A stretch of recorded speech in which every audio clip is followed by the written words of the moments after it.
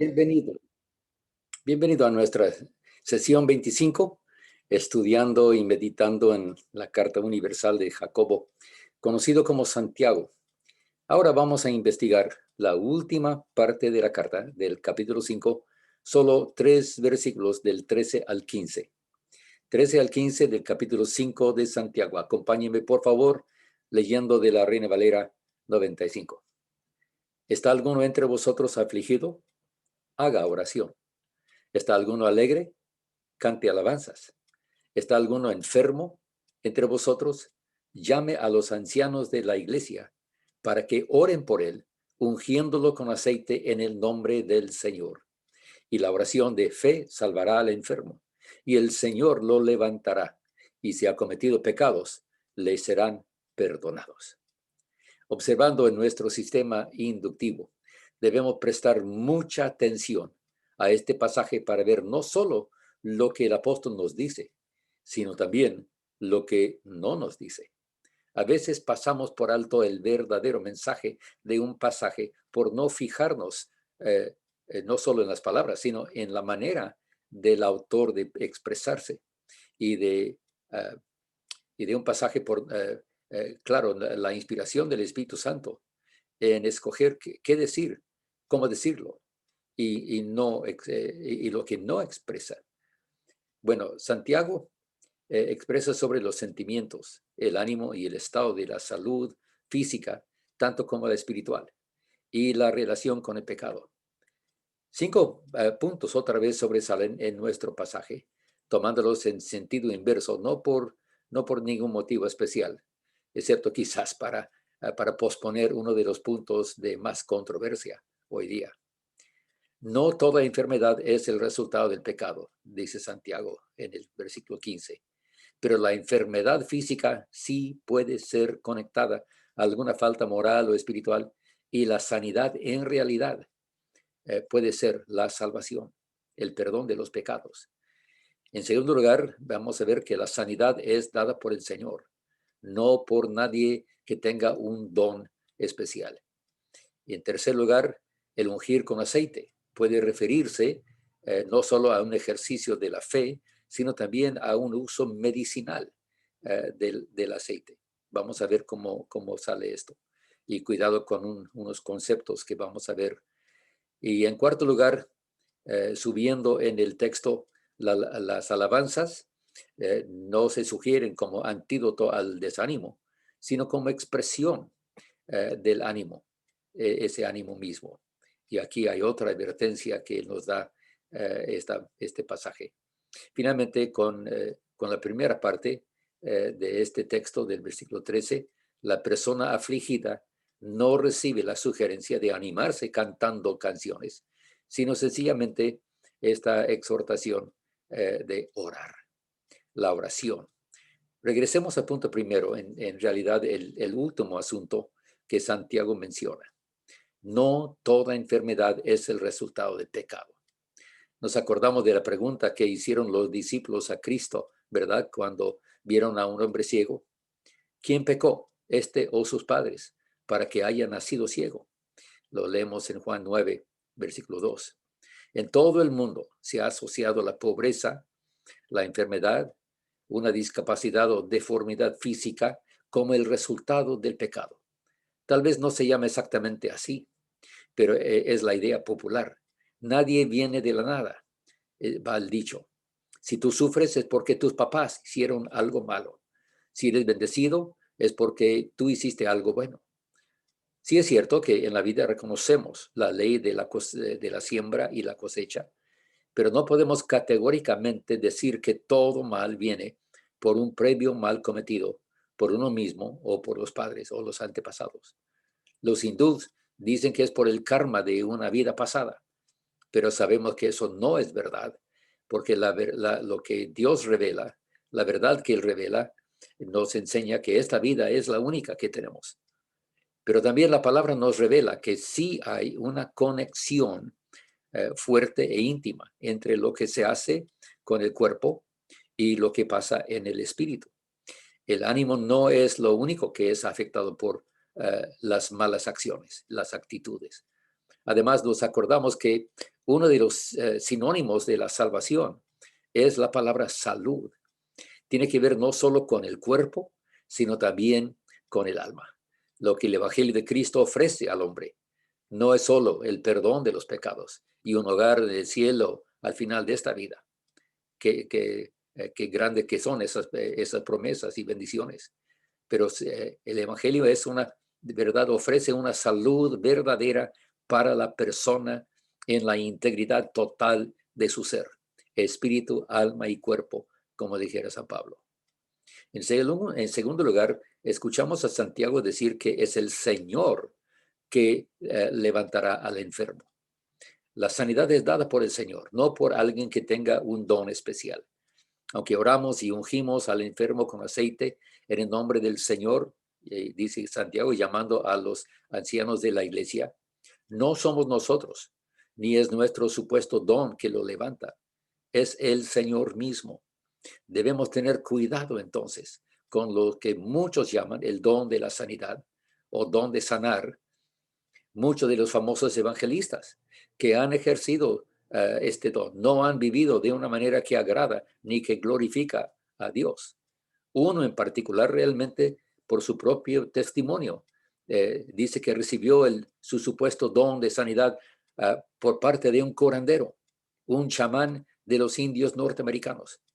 Yo no digo que no hay un don que Dios puede usar o que puede dar a una persona para poder ser usado para sanar enfermos. Pablo habla de dones de sanidad en 1 Corintios 12, pero esos dones ni en su propia vida siempre eran presentes. Y el uso de la medicina recomendada por el mismo apóstol nos lleva al tercer punto que vamos a considerar. El ungir con aceite puede referirse a su uso medicinal, tanto como a un ejercicio de la fe. La palabra que Santiago realmente utiliza aquí en versículo 14 significa frotar, no solo ungir. Y creemos, por lo tanto, que la aplicación medicinal tiene sentido y la aprobación del apóstol, tanto como la oración y la fe. Es cierto que toda verdad viene de Dios, como también la materia prima, las hierbas y las sustancias que la medicina moderna utiliza, y también la medicina antigua, que han descubierto utilizado con efectividad. Así es que este texto en realidad no puede ser usado en contra del uso de la medicina. Los mismos aparatos médicos, como el marcapasos, los rayos X y otros avances modernos, son el resultado de la inteligencia dada por Dios. Pero a la vez, quiero asegurar que sí creo en la oración y en la sanidad divina. Sin las oraciones del pueblo de Dios, en más de una instancia, yo no estaría aquí. Creo firmemente que yo he sido sanado por Dios a través de las oraciones de muchos. Y también doy gracias a Dios por mi cardiólogo cristiano. Y una palabra más acerca del aceite ungido por los ancianos de la iglesia. Permíteme decir que el aceite que usamos no tiene que ser ningún aceite especial, no tiene que venir de la Tierra Santa, no tiene que ser de una receta especial bíblica, ni ser bendecido por ningún apóstol o profeta. La promoción de ciertos aceites supuestamente más bíblicos o más bendecidos realmente que para mí creo que es para vender productos, pero tiende a un esoterismo y puede abrir el pensamiento que el aceite mismo tiene ese poder espiritual. Esto es enseñanza peligrosa y detractora. En realidad es de lo que se llama la nueva era. Tiende a lo esotérico y puede llevar hasta un chamanismo cristiano, si hay tal cosa. El aceite y la unción de tal a los enfermos, sí, es una expresión de la fe. Y debemos enseñar esto de forma clara para que la gente no crea mal o dependa del aceite de forma errónea como amuleto o algo así. Bien, llegamos al cuarto punto que vamos a tocar aquí. Santiago y su enseñanza sobre las alabanzas. Aquí también seguramente me voy a meter en problemas con algunos con esto. Las alabanzas tienen su lugar, pero no deben ser usadas, dice Santiago, como antídoto al desánimo, sino como expresión del ánimo, de sus sentimientos. Y aquí hay otra advertencia. En muchos lados, en nuestras iglesias, escuchamos que los que nos dirigen en las alabanzas quieren animarnos con más, levantarnos con más ánimo, más alegría, con gritos de júbilo, etc. Pero ¿qué dice la palabra? En versículo 13, ¿está alguno alegre? Cante alabanzas. El que está alegre debe cantar. Pablo también nos insta mucho en cuanto al uso de los cánticos espirituales, los salmos, las alabanzas, los himnos, pero nunca se menciona para levantar el ánimo, sino para expresar ese mismo ánimo. La alegría, la gratitud, la adoración se deben expresar y somos animados a hacerlo juntos como congregación. El levantar nuestra voz unidos en un cántico es de mucha bendición, pero y expresa nuestra fe y la verdad divina aplicada a la vida actual con toda nuestra emoción. Pero de nuevo decimos, no lo hacemos para manipular, para controlar o tratar de producir una realidad, ni de cambiar o hasta crear un sentimiento. Son expresiones de una genuina fe, de gratitud, de devoción y consagración al Señor. Amén y amén. Yo creo mucho en el uso de la música, pero de nuevo no podemos enfatizarlo demasiado. Cuando usamos el cántico, la alabanza misma a Dios para controlar o tratar de producir o levantar el ánimo de nosotros mismos, resulta un uso artificial y el sentimiento no dura porque viene desde afuera y de otros, no desde adentro. La música usada para controlar o crear emociones es en realidad lo que el mundo utiliza. Y hasta podemos llamarla diabólica. Cuidado. Entonces, ¿qué debemos hacer cuando estamos desanimados, afligidos? Entonces nos lleva a nuestro último punto, que es lo primero que dice Santiago, la persona afligida. Dice, no recibe la sugerencia de animarse cantando canciones, sino sencillamente Santiago le dirige a orar. Claro que esa oración se puede expresar por medio de un himno, pero es la expresión de su necesidad, no necesariamente para producir un efecto deseado. La oración es comunicación con Dios, expresando nuestra necesidad, a veces nuestro dolor, y escuchándole a Él, a Dios mismo.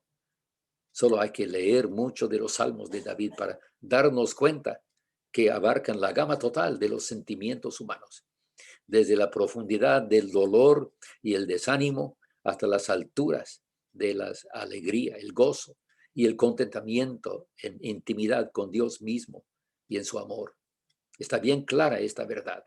Dios quiere que ministremos a las necesidades de la gente, pero al mismo tiempo de dirigir sus pensamientos a un nuevo enfoque. Dios mismo, su provisión en Cristo y su poder de transformar nuestra vida.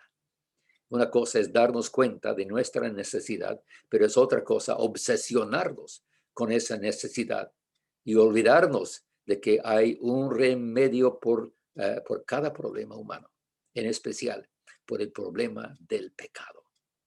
Y nuestro pasaje de la carta de Santiago aquí termina exactamente con ese tema, en versículo 15. Y si ha cometido pecados, le serán perdonados. Le damos gracias a Dios por el perdón que nos ofrece en Cristo y por medio de los méritos de Cristo mismo.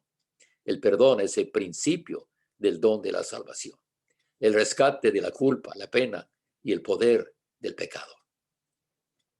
En la próxima sesión, primero Dios, seguiremos en el capítulo 5 con la ilustración tomada de la paciencia de otros, enseñanzas sobre la fe, la persistencia, fidelidad y perseverancia en la oración.